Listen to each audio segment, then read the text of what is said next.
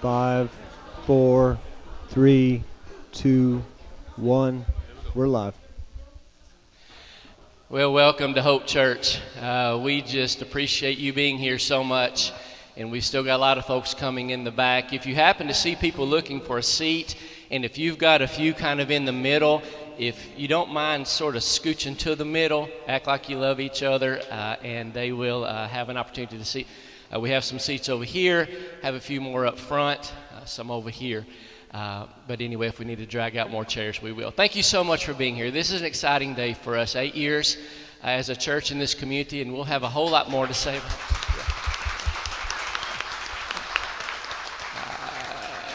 We'll have a whole lot more to say about that as we go throughout the day. We're super excited to have Joe Dubin with us, and we'll say a little bit more about him as it becomes closer time for him to speak. But we're just so thankful for you being here. We appreciate all that you have done to encourage us over the last 8 years, and there's no telling what the Lord has in store for us today. But thank you for being here. If you are new here, the restrooms are through the door to the left. There's some coffee to the right, and we just want you to make yourself at home. So if there's nothing else, we thank you for being here, and we want you to join in with these fine folks as we sing.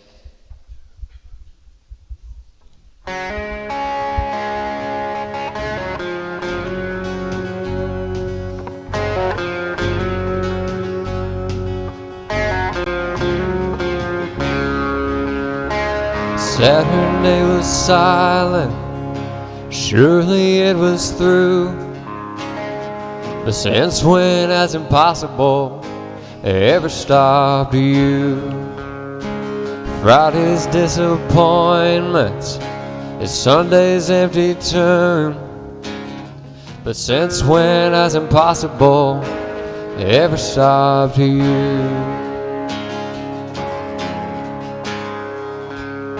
This is the sound of dry bones rattling.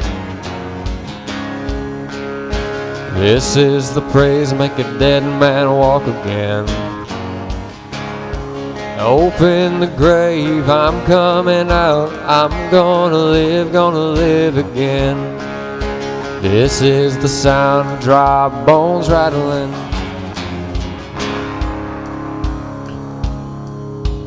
Pentecostal fire is stirring something new. You're not gonna run out of miracles anytime soon. Yeah, resurrection power runs in my veins too. I believe there's another miracle here in this room. This is the sound of dry bones rattling. This is the praise make a dead man walk again. Open the grave, I'm coming out. I'm gonna live again. This is the sound of dry bones rattling.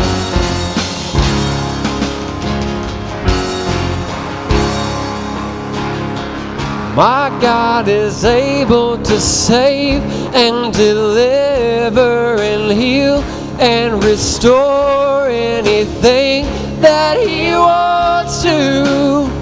Just as the man who was thrown on the bones of Elijah, if there's anything that He can't do. Just as the stone that was rolled at the tomb in the garden, what happens when God says to move? I feel Him moving and now I feel Him doing it now. I feel Him doing it now. Do it now, do it now. This is the sound of dry bones rattling. Yeah, this is the praise make a dead man walk again. Open the grave, I'm coming out. I'm gonna live again. Open the grave, I'm coming out. I'm gonna live again.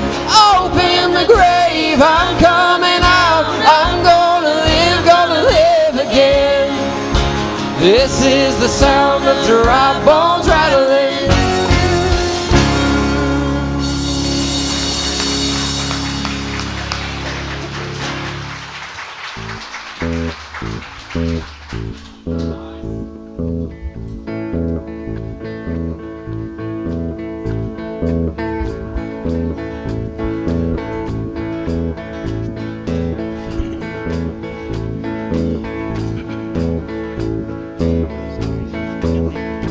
Will the circle be unbroken by and by, Lord, by and by?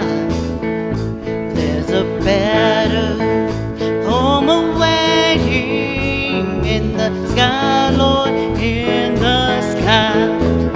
Well, I was standing by my window on a cold and cloudy day when I saw that hearse come running for to carry my mother away. Will the circles be unbroken by and by, Lord, by and by? There's a better home awaiting in the sky, Lord, in the sky. Lord, I told that undertaker, undertaker, please drive slow, for that body that you're hauling, Lord, I hate to see her go. Be unbroken by and by, Lord, by and by. There's a better home awaiting in the sky, Lord, in the sky. So I follow close behind her, try to hold her and be brave, but I could not hide my sorrow when they laid her in the grave. Will the circle be unbroken by and by, Lord, by and by? There's a better home awaiting in the sky, Lord, in the sky. Well, I went home, my home was lonely. Now my mother, she was gone. All my brothers, sisters crying. What a home, so sad and alone. Sing it now. Will the circle be unbroken by and by, Lord, by and by? There's a better home awaiting in the sky, Lord, in the sky. One more time. Will the circle be unbroken by and by, Lord, by and by? There's a better home awaiting in the sky, Lord, in the sky. There's a better home awaiting in the sky, Lord, in the sky.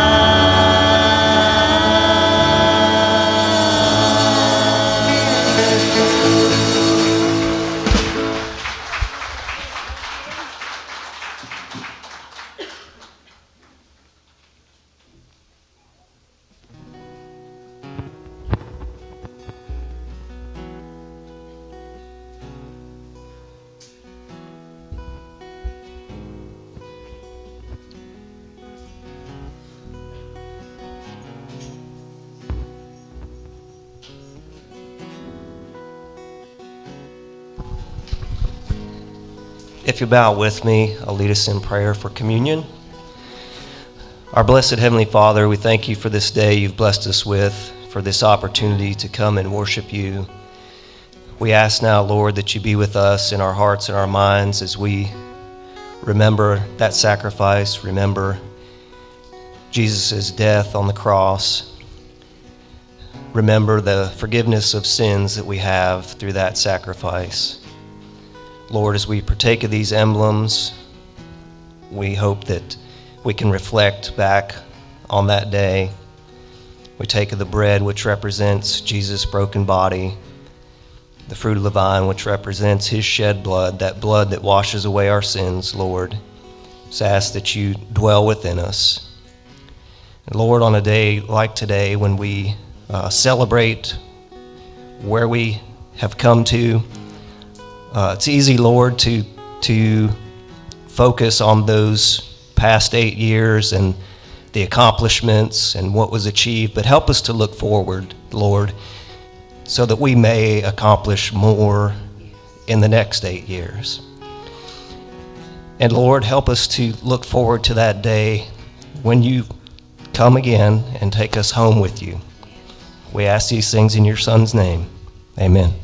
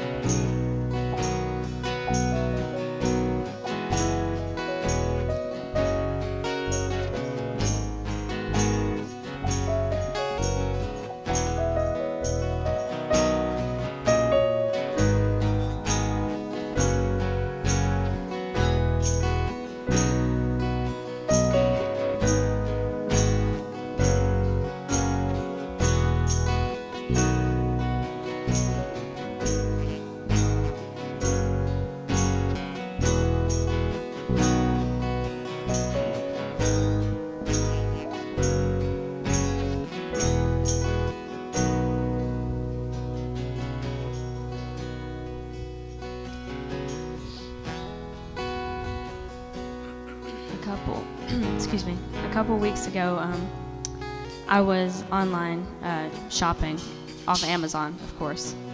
And I was looking at like stickers because I love to stick stickers on my laptop. And I found a cute little packet of stickers that just had some random stuff, and they weren't particularly like Christian stickers. They said like flowers and stuff. So I bought them. They come in, and the first sticker that's laying on top of the pile is the first verse to this song. And I did not know that was in there. They were not labeled Christian music stickers. I read it and I was like, oh my gosh, that's King of my heart. And it just, for some reason, when I read it, it just really like filled my heart. And I knew that was the Lord saying, you gotta do this song. Like that's what I'm trying to tell you here. So I ask that you please sing it with me and worship Him, and please forgive me because my throat is sore this morning, so we'll see how it goes, but please just sing and praise with me. The King of my heart, be the mountain where I'll run, the fountain I drink from. Oh, He is my song. Let the King of my heart be the shadow where I hide, the ransom for my life. Oh, He is my song. You are good, good. Oh, and you are good, good. Oh, you are good, good. Oh, yes, you are good, good. Oh,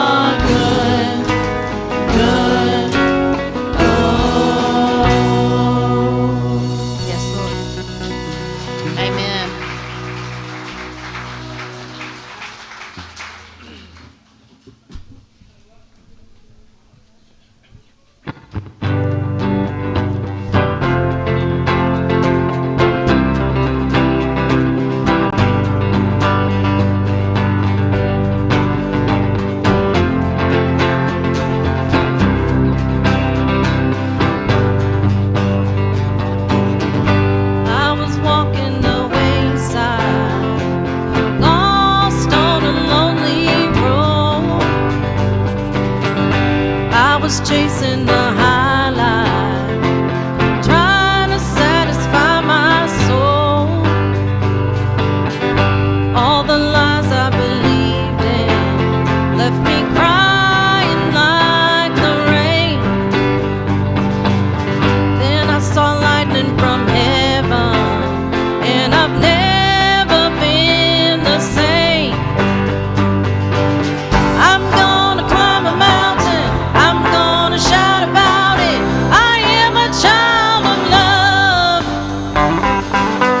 I found a world of freedom, I found a friend in Jesus. I am a child of love.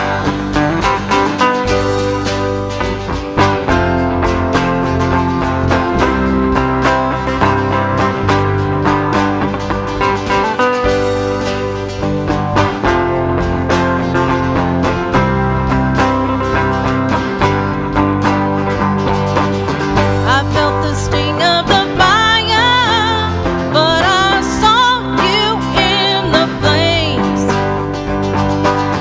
Just when I thought it was over, you broke me out of the grave. Hallelujah, I'm gonna climb a mountain, I'm gonna shout about it. I am a child of love. I found a world of freedom, I found a friend in Jesus. I am a child of love. I'm gonna climb a mountain, I'm gonna shout about it. I am a child of love. I found a world of freedom, I found a friend in Jesus. I am a child of love. Yeah. Oh, I am a child of love. Yeah. Oh, I am a child of love.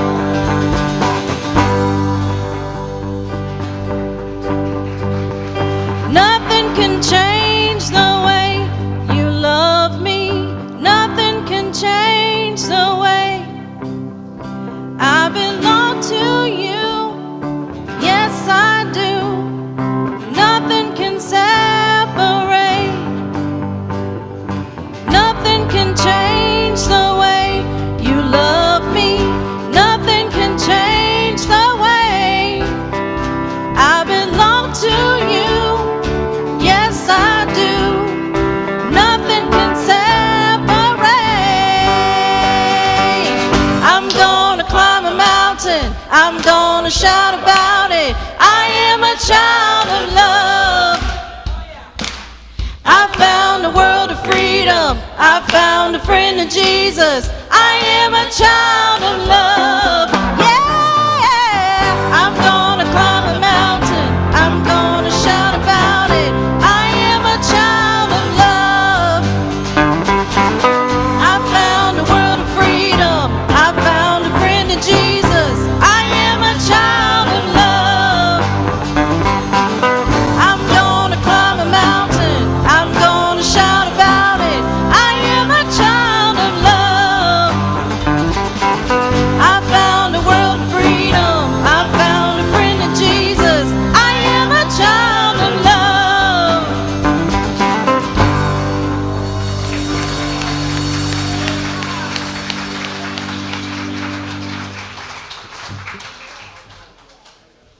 Y'all are going to want to keep standing up for this one. Yep, everybody else too. Let's put a twist on the oldie. Just take those old records off the shelf. Shouldn't listen to them by myself. Today's music ain't got the same soul. I like that old time gospel soul. Don't try to take me to a disco. You'll never even get me out on the floor. In 10 minutes I'll be late for the door. I like that old time gospel soul. Still like that old time gospel soul. The kind of music just soothes the soul. I reminisce about the day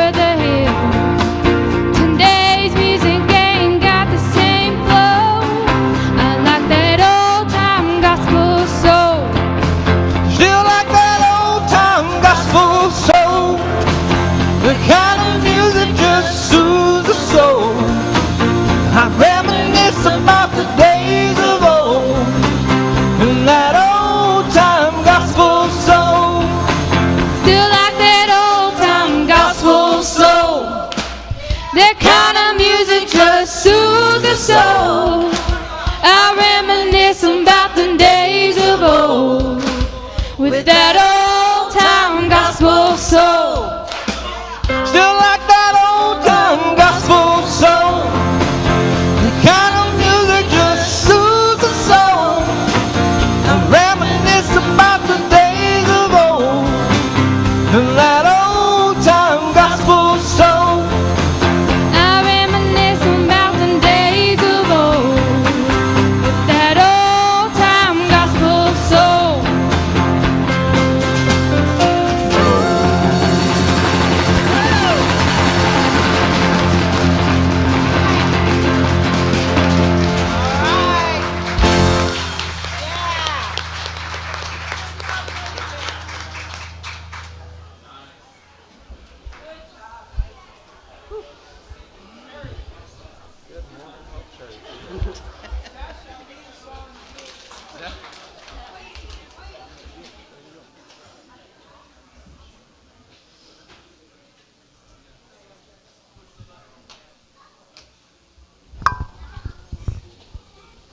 All right, I just have a few announcements, and that's going to be a tough act to follow. Devin said, good luck. So one thing, this picture is up here because Friday night our Hope Church Teen Youth went to Winter Jam 2023 and listened to several different Christian artists, everything from heavy metal to worship music that night, and we had the best time. We took out the ministry machine, which is what the kids have nicknamed that school bus that sits out front. And she made it all the way to Nashville and back.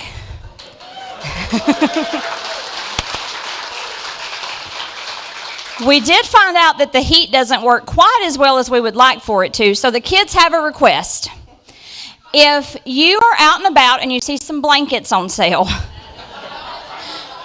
seriously, please grab some, and we're going to just drape them over the seats of the blankets because me and Jim might have been the only ones awake on the way back home that night. So they just want blankets to cuddle up to so they can get warm and lay their heads up against the windows. Parents, please sign up for date night. This is your last chance to sign up for Valentine date night so that we can babysit your kids for free. The sign-up sheets are out in the lobby. February 26th, there is a singing at Fairfield Baptist that Lindy, Joseph, and Abby are participating in, and it is going to be taking up a love offering that night for Women Are Safe. So they invite you to join them.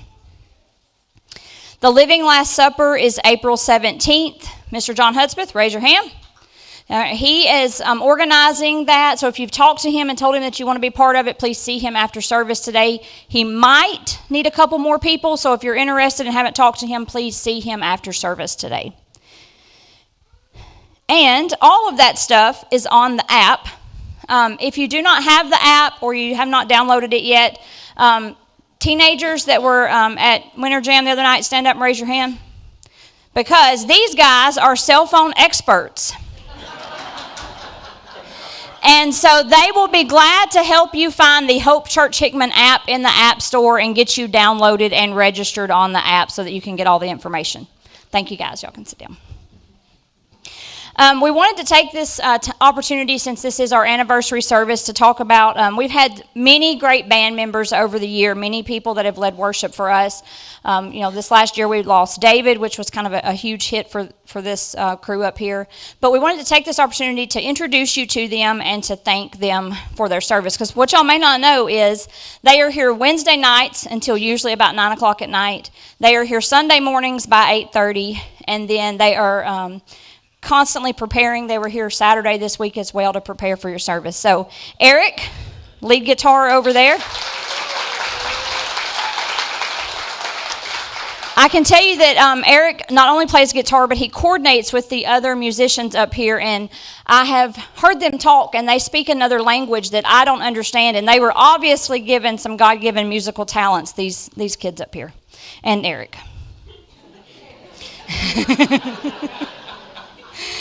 His daughter Lindy here.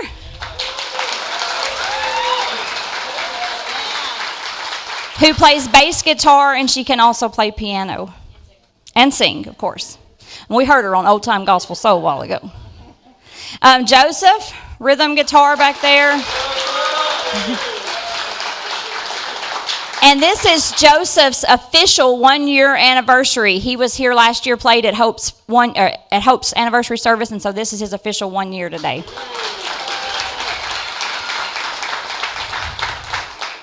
Abby on piano back here.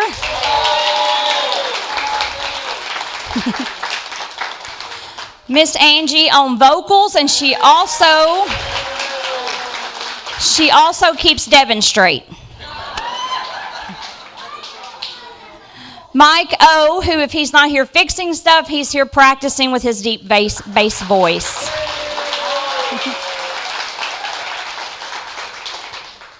Our rocking child of love voice, Miss Ginger.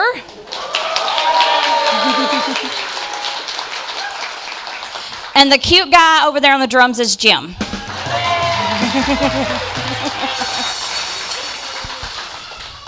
And you may have noticed a little change in the sound booth back there. For years, or for quite a while now, Mary and Nathaniel and Barry and their family, y'all stand up, have taken care of us in the sound booth.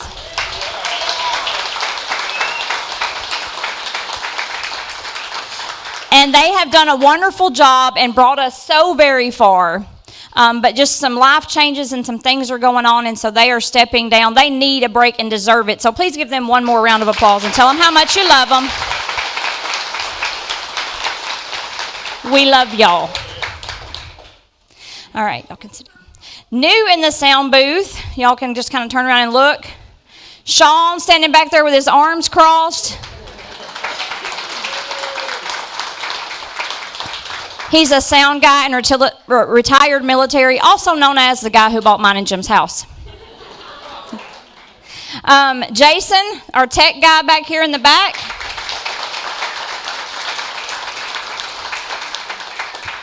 And Megan, who does the lyrics by singing along with them.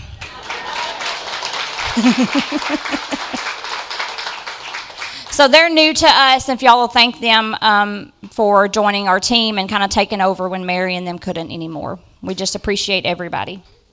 And I guess that's it. When we go to meet and greet kids, you guys are going to go straight to your classrooms today because obviously there's a lot of food out there, so we're not going to spend any time playing out where the food is.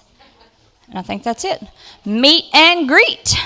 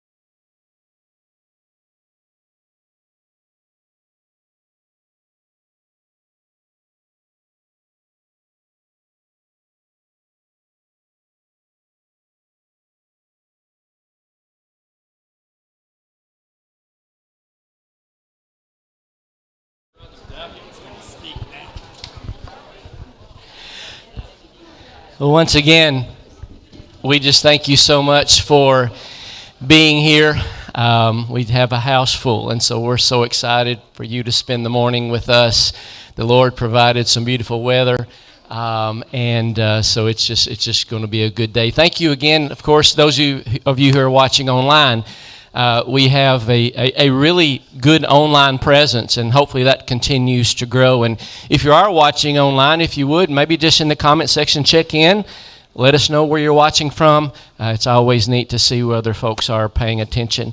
8 years, golly. It's in some ways it seems like it's kind of trudged by, but in other ways it's gone by in the blink of an eye. And as Brian said earlier, just so many accomplishments here, but I think he said it rightly so. As much as we want to, and I think we can today, I think the Lord is okay with us today reminiscing a little bit and celebrating what has happened in the past, but to not lose sight of the fact of what really is important is today and the future. And so I have no doubt that God has a lot in store for us.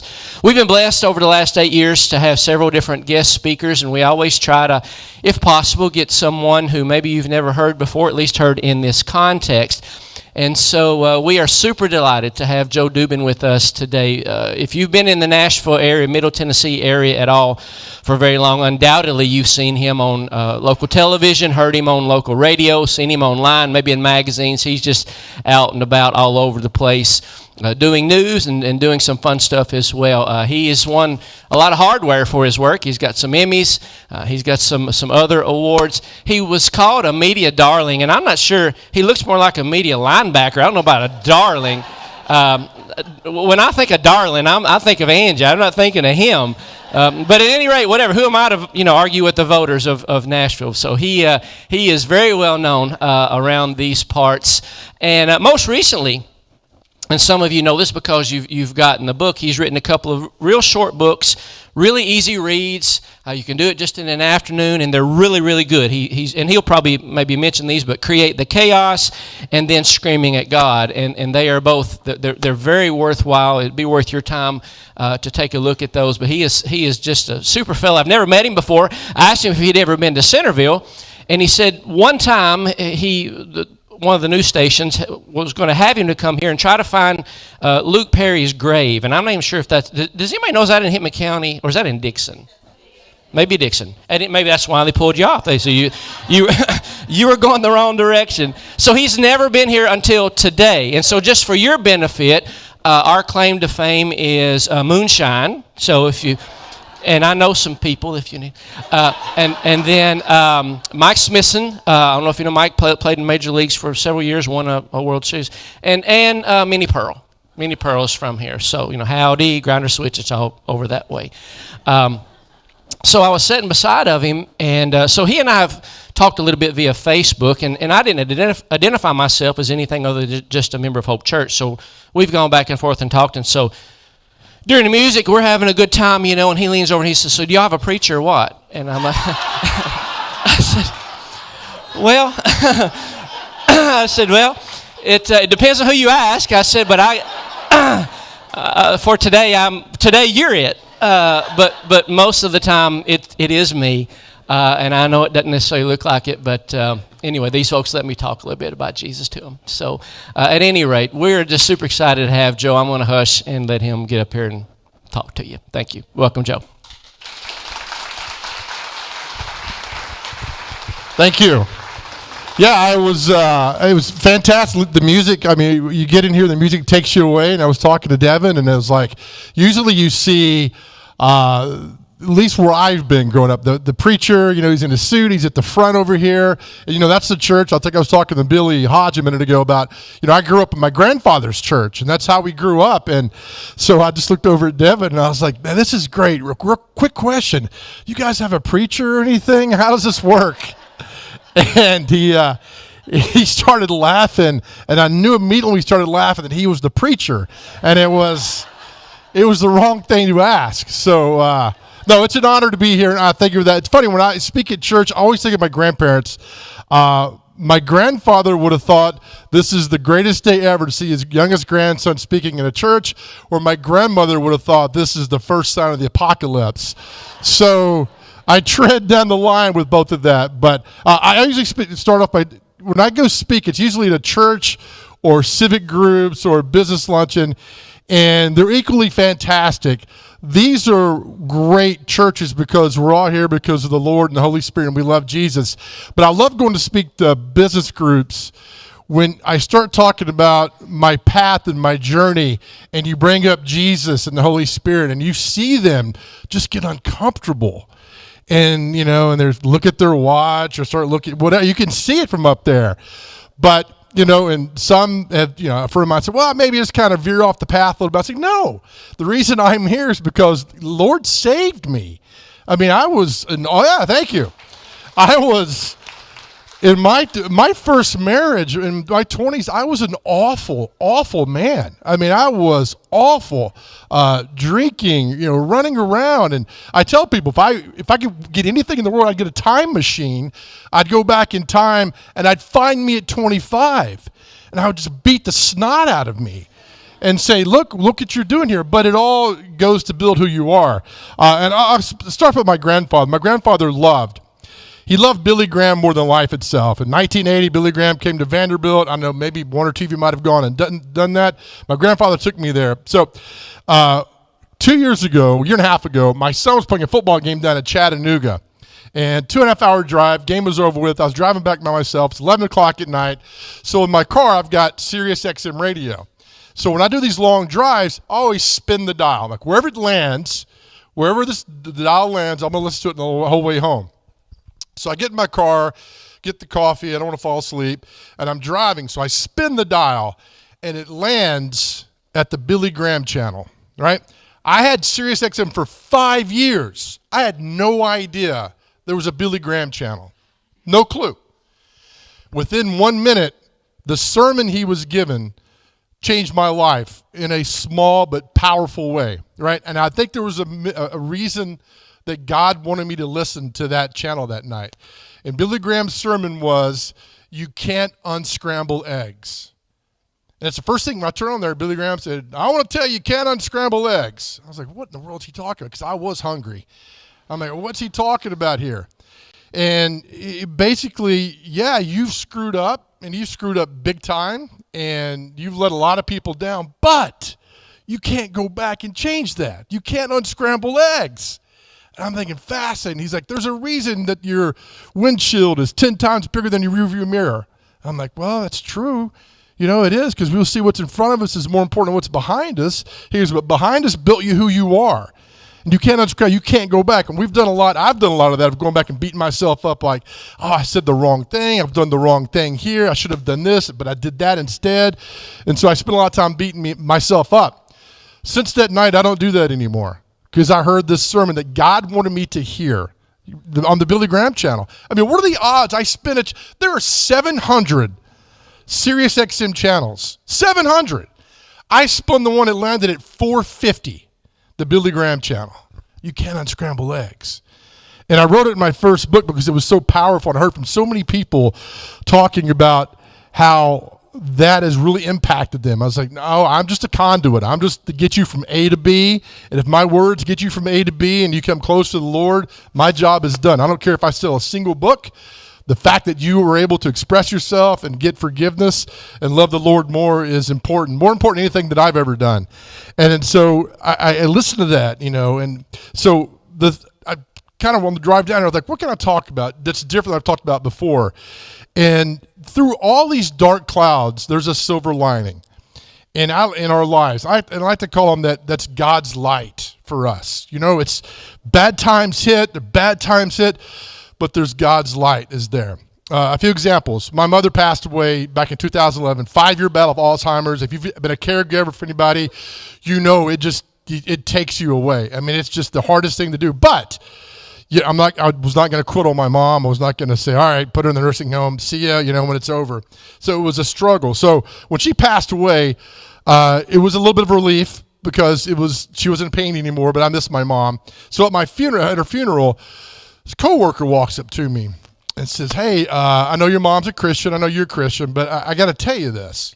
I'm like, oh, God, what's he going to say? He said, I just want to let you know that if your mom wanted to come back, she wouldn't.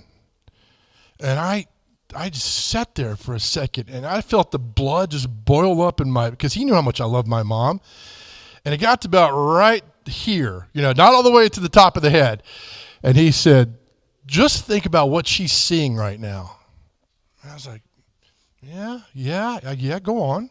He's like, just think about the beauty that she's seeing, and the glory, and the streets of gold, and everybody healed, and she's not hurting anymore, and just the glory she's seeing. He goes, you think she wants to come back to that? And I was like, yeah, you're right. No, she doesn't want to come back to that. So in a dark day in my life, quite possibly the darkest day in my life, this guy, coworker, great guy, comes and tells me this beautiful message, which opened my eyes. And I can't tell you that all the pain went away, but about 98% of that pain went away in my life. And I was like, God, that is so beautiful. Because she's seeing some wonderful things that I pray and hope that we all get to see one day, right? To see that glory and see heaven and all that, and that's what I want to see one day.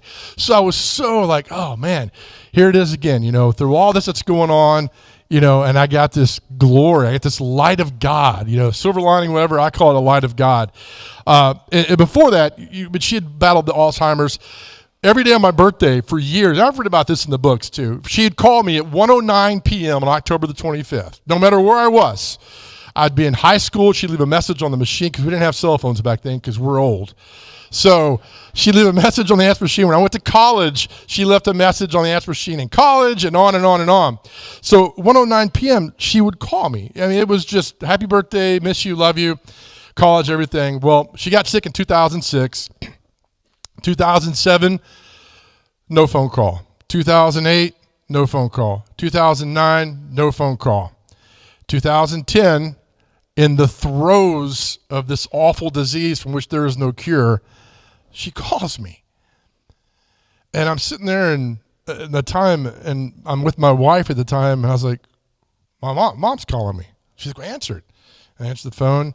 Hello, honey, 1:09 p.m., happy birthday, 41 years ago today, you were 3 weeks late, showing up here on earth, and give me the whole story. And I just sat there, and I put it on speakerphone so my wife would listen at the time, and just so I was not, so somebody heard this story, like, I'm not making this up. And again, through the dark clouds of life that's going on, there's this bright light that shines down that shows me that when we open our heart and really look for the Lord in all these places, I mean, it's not like you got to go out and dig a ditch every day and, look for him there. He's there.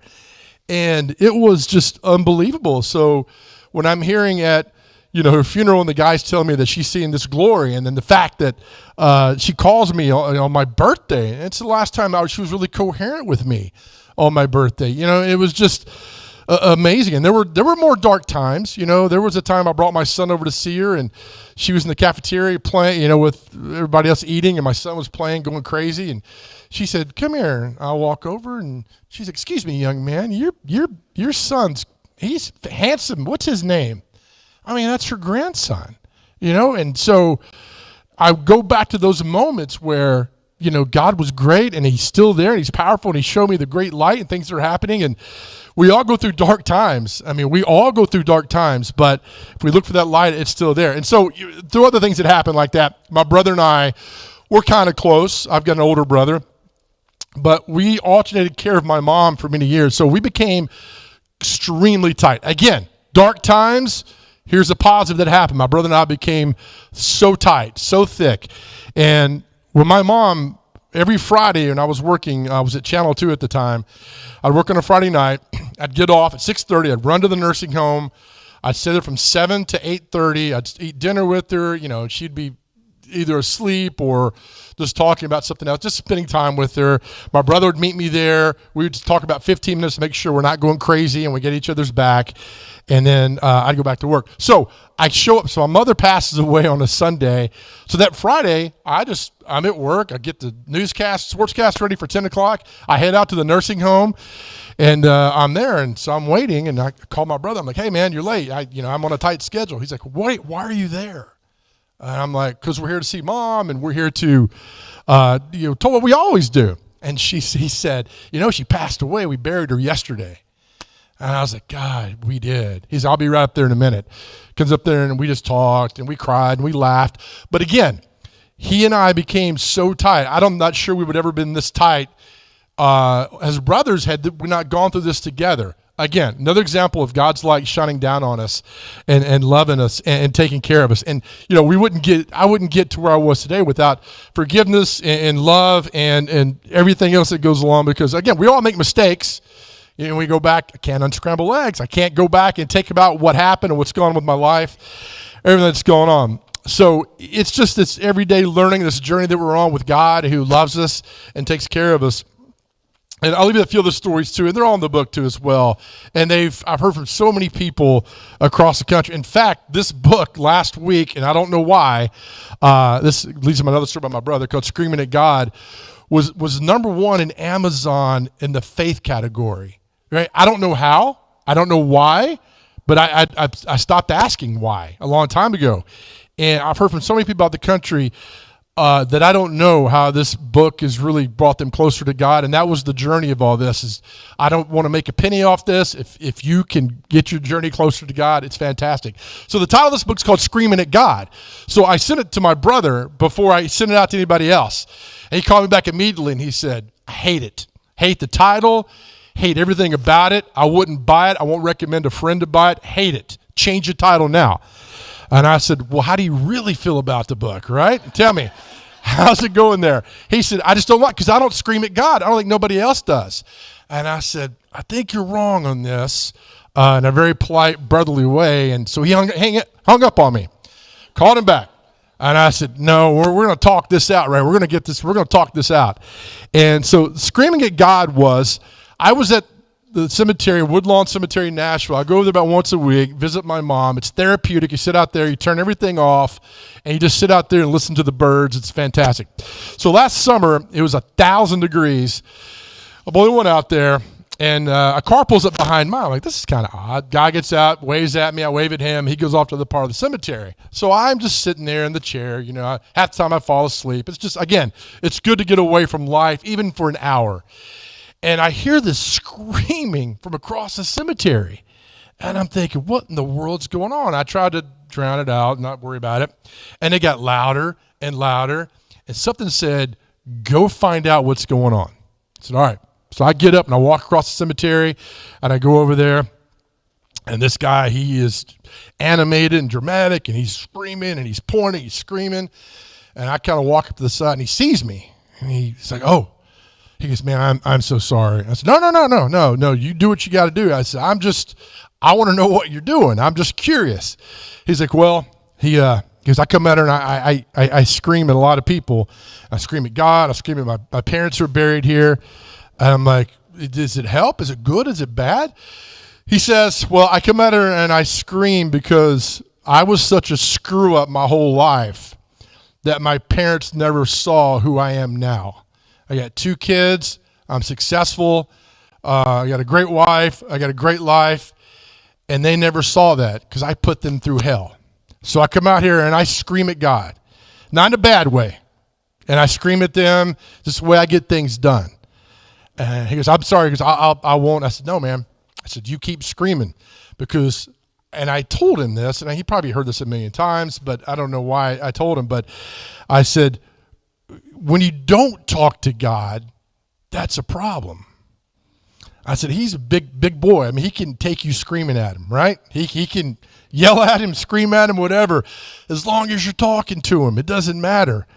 He goes, oh, all right, I'll keep screaming. And I said, you just keep doing what you got to do, man. And then that was it. So I sat on this story for about 6 months, like, how do I properly put this out there without making it terrible, without giving it its justice. I just sat down and I wrote it, and it came out, and it was. So I told my brother that. He's like, "Oh, I get it now. I understand what it is." I said, we all scream at him, and sometimes, and it's good to let it go and to scream, because I think once we stop talking to him, it's over and it's done, and he's the only hope that we have. And if we lose that hope, then we lose ourselves, and no telling where we go after that. And so that's what we do. And and another cemetery thing was one of my most impactful stories I ever did working in television. Is I went on a Memorial Day. I went to the Veterans Cemetery in Madison a long time ago, and I wanted to go out there on that day to talk to people about why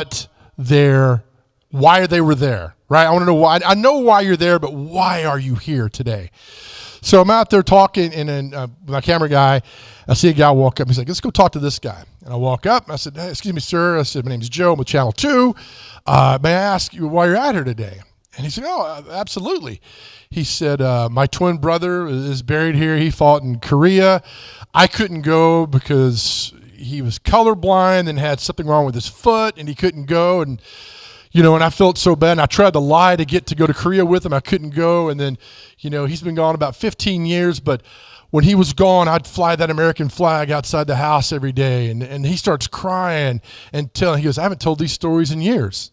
I'm like, that's fantastic. And he opens up, and we shook hands, and it was great. So later on, and this huge guy in typical, you think what a big bad biker guy looks like from a movie, pulls in the cemetery.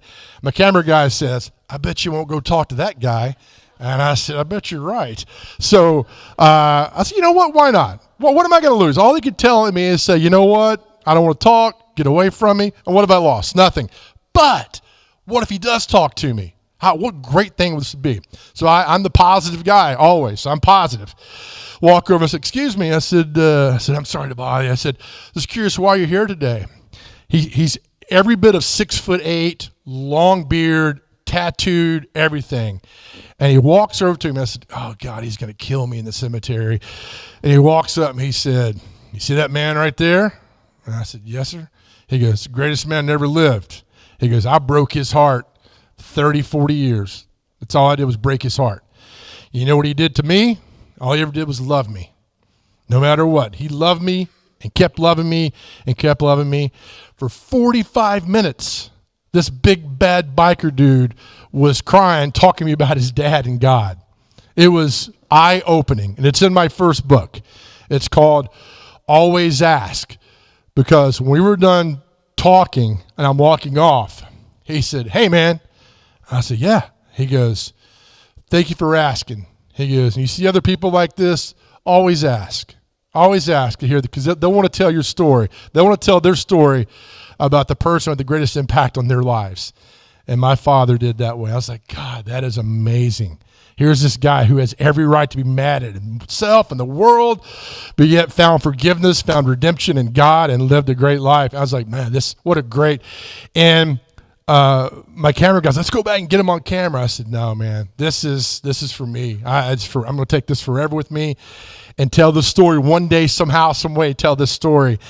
And that's what it was. And it leads into another story that's in the book about my father. I didn't talk to my father for 35 years, right? He died in 2019. I didn't talk to him. He never met my kids. He never met my grandson, my son or my daughter. Never met him. And my son looks a lot like him. It's eerie. He looks a lot like him. But he's an awful man. He was an awful man. He was a drunk. He was bad. But we all have these bad stories in our life. So I sat down and I wrote, originally the title of this book was going to be called "And in Return," and I'll explain that in a minute. And so he passed away in 2019, and it's not that I hated him, because you can't hate something you don't know. I just didn't care that he died. He'd been no part of my life. I didn't care. And so when I sat down and I was going to write, I posted on Facebook. I said, "My father passed away this morning." I'd post a few pictures, but I don't have any, and that's a story for another day. And a friend of mine says, "You need to write that story because there's other people that might need to hear this story." I said, "All right." So I wrote the story. And I recounted things in my life where he was just awful. You know, I was 8 years old. He left me at a family billiards game room in Mount Juliet for 8 hours and went off with his girlfriend. I vividly remember this. And I remember some guy teaching me how to play pool. I could barely see over the pool table. And just a moment, you know, when I was 13, I didn't see him for years. He shows up at a basketball game of mine, drunk, cussing at me because I didn't know how to rebound. So I went to fight him on the court, and my coach stopped me. Said, no, just let it go. They called the cops. He was hauled off. So as I'm writing this, I'm thinking, all right, you know, who cares? You know, we've all got bad stories. We've met bad people. Who cares, right? We've all overcome those stories that have gone on. But here we go back again to the silver lining, God's light shining through. As I'm recounting these stories in my head before he disappeared and was gone and everything, you know, and growing up and living in one-bedroom apartments, and hope the lights don't go out tonight because we're going to get evicted or something. And my mom busting her tail to work because, you know, it was tough for a single mom in the 70s and 80s, and it's tough today for a single mom. Now, that's why I'm just so grateful for single moms and what they do every single day, because I was raised by one. So as I'm recounting these stories, it hit me that the reason my mother and I were so close in life, because she was the greatest woman I've ever known. And I wrote, and then all this went on, but in return, God gave me something. Through all this nightmares and what's that knock on the door? Are they going to throw us out? What's going on? Through all this, God gave me something. And he gave me a beautiful woman that I called Mom my entire life. This was a woman. When I was playing football in college, I broke my sternum in a game. You ever break your sternum? You might as well be dead. It's the closest thing to being dead. Who drove all night and stayed in a hotel room with me to make sure I wasn't going to die, but stayed there with me and held my hand. When my daughter was born, I said, I don't know what I'm doing. She's like, we never do, but we'll do it together. When I ruined my first marriage, and she called me and said, get here now. Not tomorrow, not in 2 hours. Get here right now. We got to talk. Who read me the riot act and laid it all out for me. And I was scared to death of this woman. But we were so close in life and everything that went on. And I thank God for her, for me today. So with my kids, I see myself when I talk to my kids, right? I see myself when I'm raising them, when I'm teaching them, because of what she gave. We didn't have a lot, but we had each other, right? And so it was enough to make us happy and take care of things. So through all the things we go through, again, it's the bad light and it's the dark clouds, but choose to find the silver lining in everything, because it's there. You might not see it at the beginning, but just open your heart and I promise you'll find it. I have been through hell and back. 95% of that was my own fault. And my life got a lot better when I stopped blaming you and you and you and you for my problems. When I stood up and said, Lord, this is me, I'm sorry. And the fact that there's a God that loves us, that loves me after all I've been through, who still loves me, is amazing. And as somebody said recently, you know, I gave up on God a lot of times, but you know what? Never gave up on me through all this. So I tell you, your journey today, pray often, do good deeds, be the positive in the world, and look for the light. I promise you, it's always there. No matter what, you will find the light, and it'll change your life. It changed my life, and seeing these books impact people and change their lives is fantastic. And I just pray that you guys have a great everything that goes on, because it's there for us. Just to look up and see the light, and God is great all the time. Thank you, guys.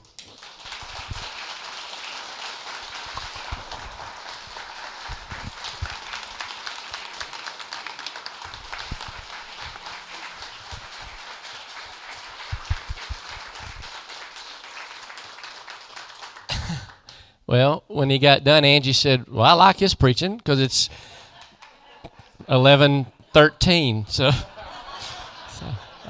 I'll work on that. Yeah, thanks a lot. Yeah. Wow, what a good story. Thank you so much. One of the beauties of Hope Church and what we've tried to create here, Joe, and is like where you feel like you're in your living room in some ways, that it's very laid back, it's very comfortable, there are no pretenses. And I think I can speak for everyone here and for those who are watching. We like this kind of preaching where you just, you know, we're not here necessarily to beat folks upside the head with the Bible and shove Bible verses down your throat. A lot of you are here because you had enough of that. We certainly do preach out of the Bible and try to use some verses, but we really just love hearing real life lessons. And thank you for being so raw and transparent, because all of us have some of you in us, and we can understand. Thank you so much for that.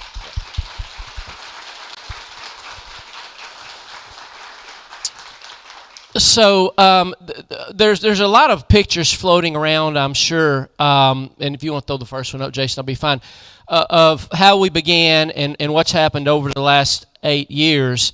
That bald head is Brian there in the red, but that was our very first Sunday, February the 1st, 2015. Again, it just seems like a lifetime ago, but as you can see, so there's the deer head over to the right. You see the deer head? And I'm sure there's some beer signs, some other stuff around there. But some of you used to spend time there on Saturday nights, and then you would come and be here on Sunday morning. We appreciate the Windsors so much. Back in the day, when we toward the end of 2014, we were trying to figure out what to do, where we were going to go, what the church's name was going to be. We had no idea of anything. And so it worked out that we were able to meet in scooters because he wasn't using it on Sunday.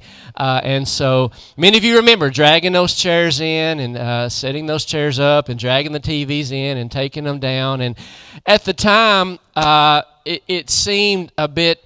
It was a lot of work, and there were some Sundays I'm like, because frankly I didn't do near as much of that as Brian and Mike Orton and some others, but I'm like, God, we got to do it again. But now looking back on it, it's like some of you who maybe you grew up without electricity or grew up without a phone or whatever, and you think, well, that's terrible. But when you look back on it, you're like, that wasn't the worst time in the world.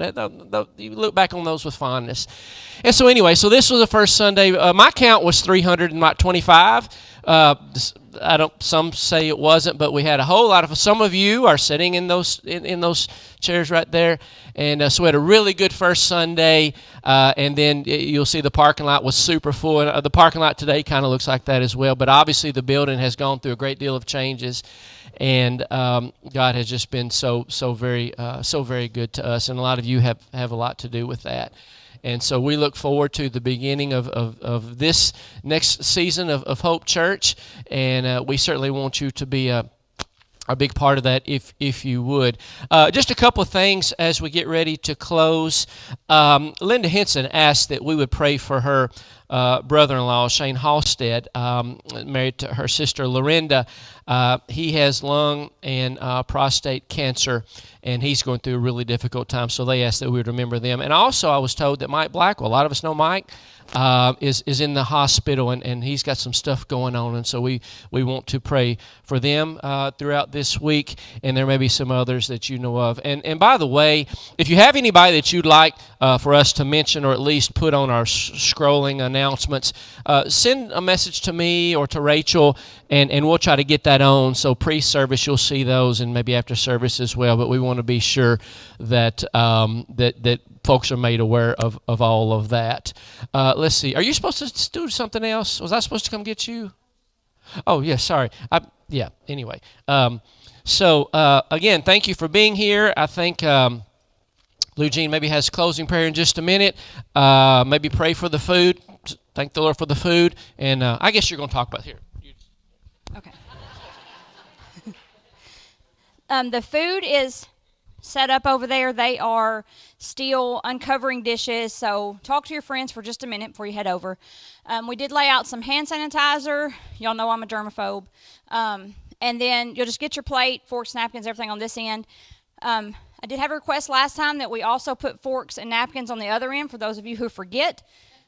So they are on the other end as well. Also on the other end, the fridge is full of water. The cooler is full of drinks. So y'all will help yourself when you get over there. There is lots of yummy food. I have not tasted any of it yet. Just saying.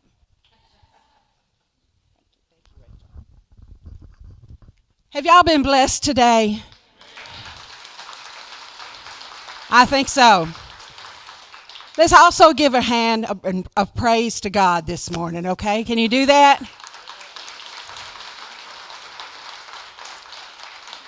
And this is how I want to dismiss us today. If you're able to stand, I want you to stand. And if you're able to raise your hand, I want you to do that. Both hands if you want to do that.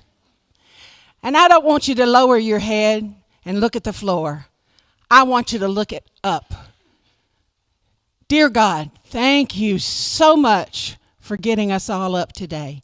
We just are so grateful to welcome your Holy Spirit into our bodies, into this room. I ask you, Lord, to keep Satan away from all of us. Put your hedge of fire around us all. Don't let him come into our lives. Kick him out. Give us the strength to kick him out. This is going to be a wonderful day, and it's all because of you. We are so sinful. We sin every day, every single day, and you love us. You take care of us, and you want us to love you. Don't let us take our eyes from you. God, we also to ask you to bless the hands, the many hands that have cooked food today and have got it out there serving it. May it go to the nourishment of our bodies so that we will do your work, your way, on your time. Bless all the people that are struggling with debt, death, fires, anything and everything that they're struggling with. We ask you to wrap your arms tightly around them and hug them. In Jesus' name we pray, and the church says, Amen.